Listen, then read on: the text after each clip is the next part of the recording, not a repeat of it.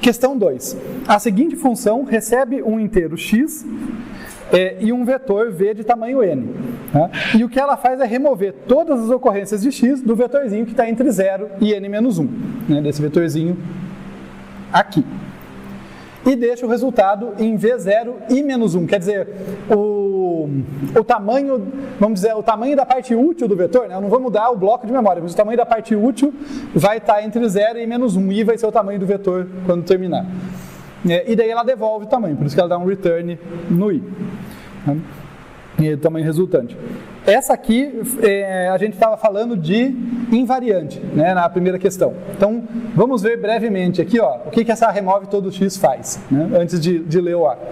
A gente tem aqui o i e o j, o i começa igual a 0, tá? O j vai percorrer todo o laço, vai percorrer todo o vetor, né, ele vai de 0 até j menor do que n, incrementando a cada iteração, quer dizer, ele vai percorrer tudo.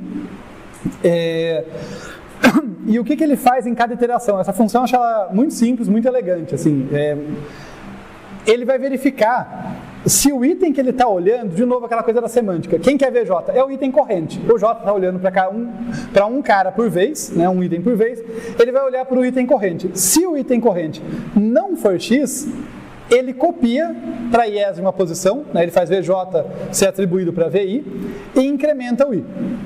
Quer dizer, o i está me guardando para mim a próxima posição em que eu posso copiar alguém. Todo mundo para trás do i já foi copiado, se era diferente de x. Se era igual a x, o que aconteceu aqui? Ó? Se eu era igual a x, eu só pulei, eu só não fiz nada naquela iteração. O j avançou e eu não fui copiado, eu fui ignorado. Então é essa que é a ideia, né? A gente pode fazer uma figurinha que ajuda bastante. Posso fazer aqui, já que eu já apaguei, né? Só acender a luz.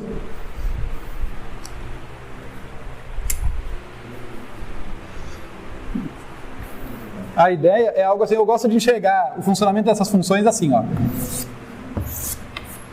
Vai de 0 até n-1. Aqui está o j, aqui está o i.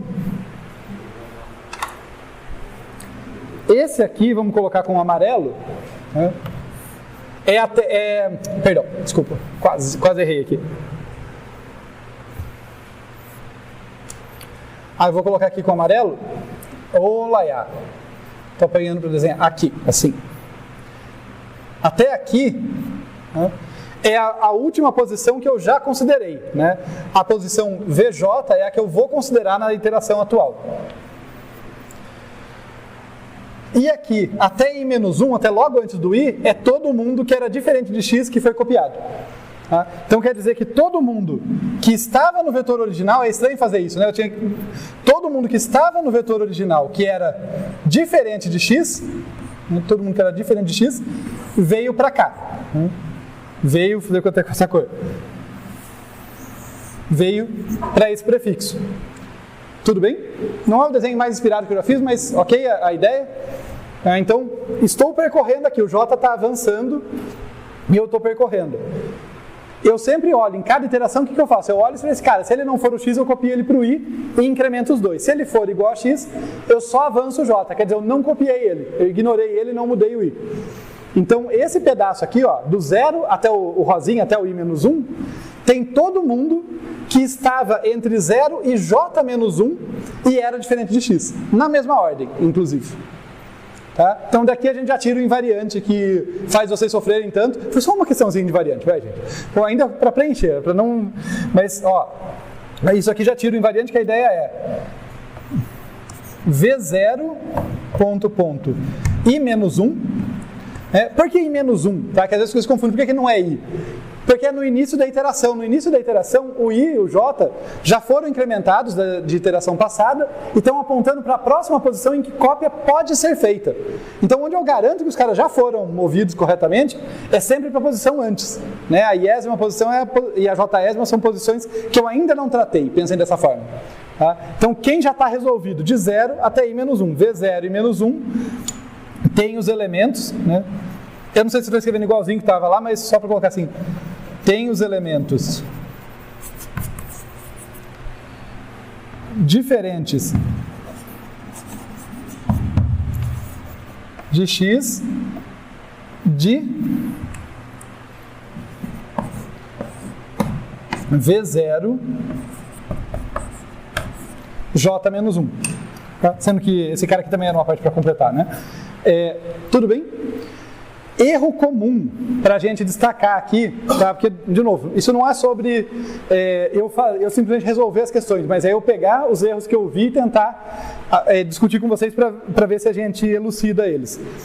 Erro comum que eu vi aqui, tá? Na questão de invariante.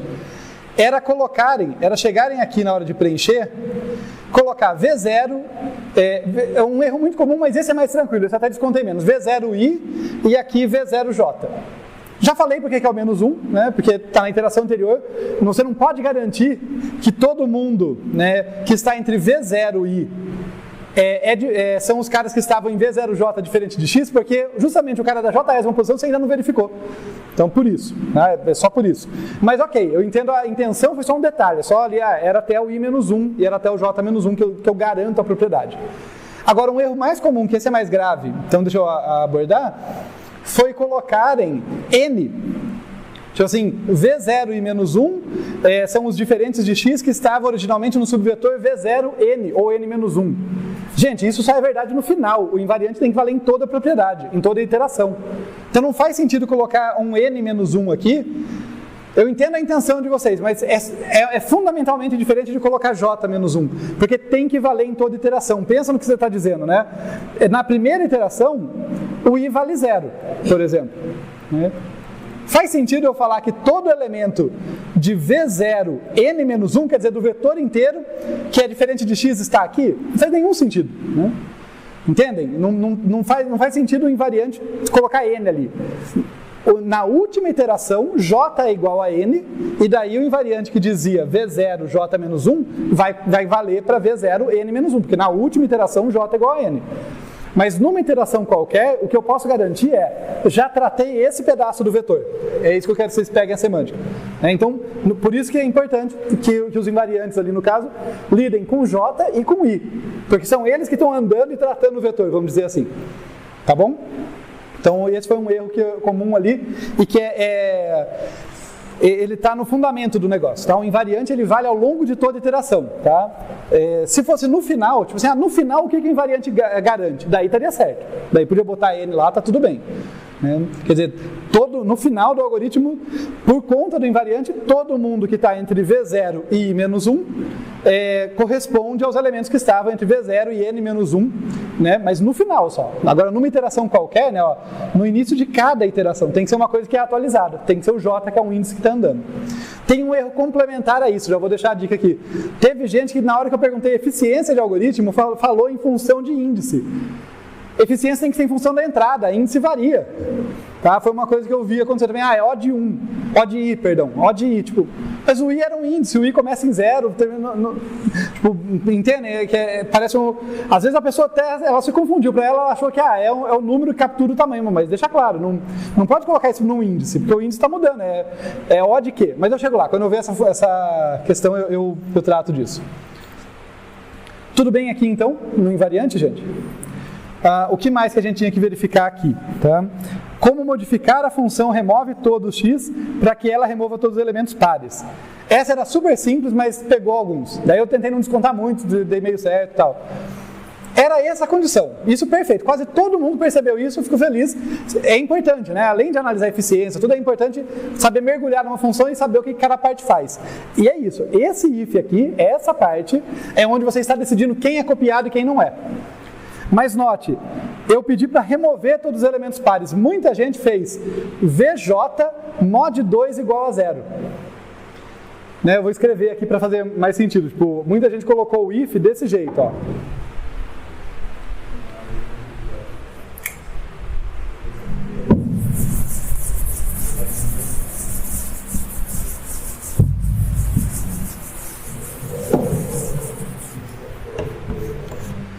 Na linha 5, né?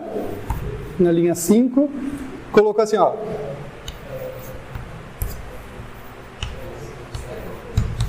If VJ mod 2 igual a 0.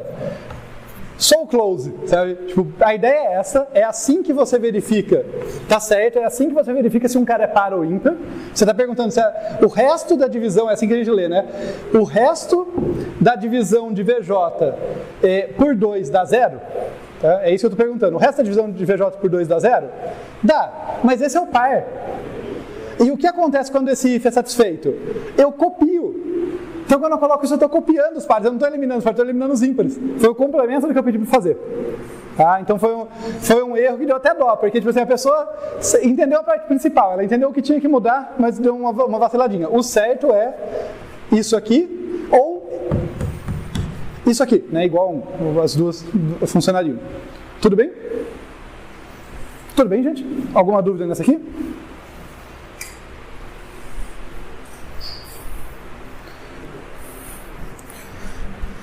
Novamente, as minhas questões favoritas, né, que estava lá em todas, assim, né? Qual a eficiência de tempo da função no item C? Qual a eficiência de espaço no item D? Vamos só olhar aqui rapidinho, ó. Essa vai ser mais rápido, né? No item C é O de N, né? A mesma estrutura do anterior. Veja que, né, é uma função diferente, faz outra coisa, mas é um laço, né? O anterior era um laço percorrendo ali de um número pequeno. Lá começava em 1, aqui começa em 0, mas, né, da ordem de N iterações. Tudo que eu faço aqui dentro é constante. Então, O de N, eficiência de tempo.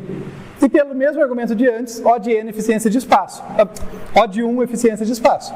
Né? Eu estou recebendo um vetor, mas isso não é problema meu. E só para deixar claro, aproveitar a deixa assim, isso não é só uma questão de definição, tá, gente? Isso é importante porque imagina que eu tenho assim, olha, o vetor foi alocado lá uma vez. Daí, sei lá, eu vou paralelizar um programa, eu preciso que um monte de gente manda remover posição do vetor ou manda perguntar quem é o máximo daquele vetor. E daí eu vou instanciar um monte dessas funçõezinhas, tá? Se ela gastasse um vetor novo cada vez, eu podia dar errado por falta de memória. Tá? Então, o fato de que eu não estou instanciando um novo vetor é relevante até para a aplicabilidade disso. É eu saber que assim, olha, tudo bem, o vetor foi alocado por alguém, mas se eu chamar muitas vezes essa função, ela não estoura a minha memória. Tá? Porque ela trabalha em cima do vetor, mas ela não aloca um novo vetor. Então, não é só um preciosismo da minha parte. Tá? É uma informação de fato relevante. Mas beleza, então é isso. O de N, né, da ordem de N proporcional a N iterações, e O de 1, isso no tempo, e O de 1 na eficiência de espaço, porque se eu dobro o tamanho do vetor, o tempo dobra, o número de iterações dobra, o tempo dobra, mas o espaço que ela aloca não dobra. Né? Aproveitar uma outra coisa aqui que as pessoas escreveram, algumas com mais, outras com menos consciência, tá? Então, vamos lá. Quando eu falo que é O de N, é mais preciso, porque eu estou deixando claro, olha, cresce linearmente em relação a N. Mas algumas pessoas usaram falar, cresce de modo linear. Eu dei certo, tudo bem, mas saiba, quando você está falando que cresce de modo linear, você está falando que cresce, chama crescimento linear, né, em relação a N, no caso, porque é um polinômio, sabe, equação que a gente estuda, polinômio que a gente estuda no ensino fundamental, médio, de grau 1, por isso que é linear, né, porque no gráfico ele vira uma linha, tá?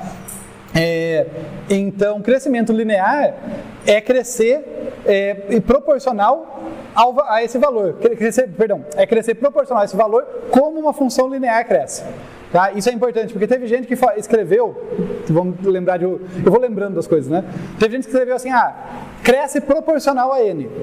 Olha só, se crescer de modo quadrático proporcional a N é muito diferente de crescer de modo linear. Então, só dizer que cresce proporcional não é bom o bastante. É parte da resposta, mas não é bom o bastante. Tomem esse cuidado, tá? Cresce da ordem de N é equivalente a cresce de modo linear em função de N ou proporcional a N. Se eu não especifico linear, falo só que cresce proporcional, pode ser proporcional de modo linear, de modo quadrático, de modo exponencial. Né? 2 elevado a n cresce proporcional a n, mas cresce muito mais rápido do que uma função linear. Tudo bem?